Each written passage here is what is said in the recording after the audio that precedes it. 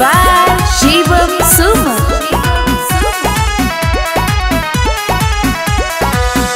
खुश रही है जाके जाना अपना ससुरवा है गे पियावा के पुरवा। खुश रही है जाके जाना अपना ससुरवा है गे पियावा के पुरवा। फुट फुट के ढारी हो नहीं लोरावा ये जान चढ़ी के बलरावा। करली है काठ के करे जावा के जान चढ़ी के बड़े जावा। फुट फुट के ढारी हो नहीं लोरावा।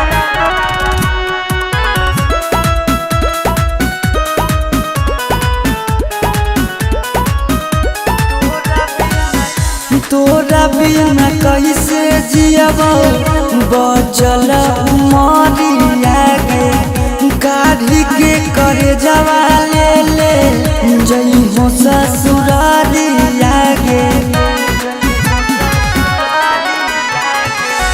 तोरा बिना कैसे जियबो बचल मरिया गे काढ़ी के करे जवा ले ले ससुरारिया गे।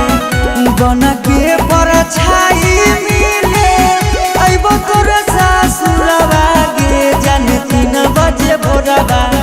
बन के परछाई मिले अइबो तोर ससुरवा गे जान रोजे रोजे भोरवा।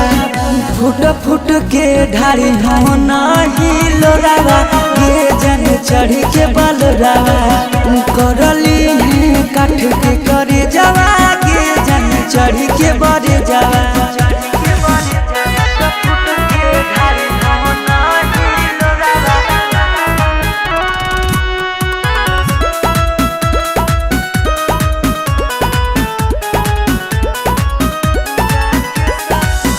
जाके ससुररिया हमर करी हो नहीं फिकिरिया गे सब दिन खुश रही हो हको हमर किरिया गे।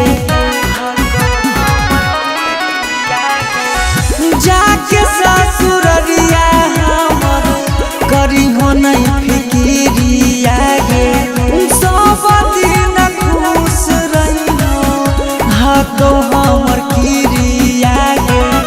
जखमी रोहितवा से तोरा के नेहिया के डोरावा गे जान चढ़ी के बलरावा। सौरभ से नाता तोरा के नेहिया के डोरावा गे जान चढ़ी के बलरावा। फुट फुट के ढारी हो नहीं लोरावा गे जान चढ़ी के बलरावा। करली है काठ के करे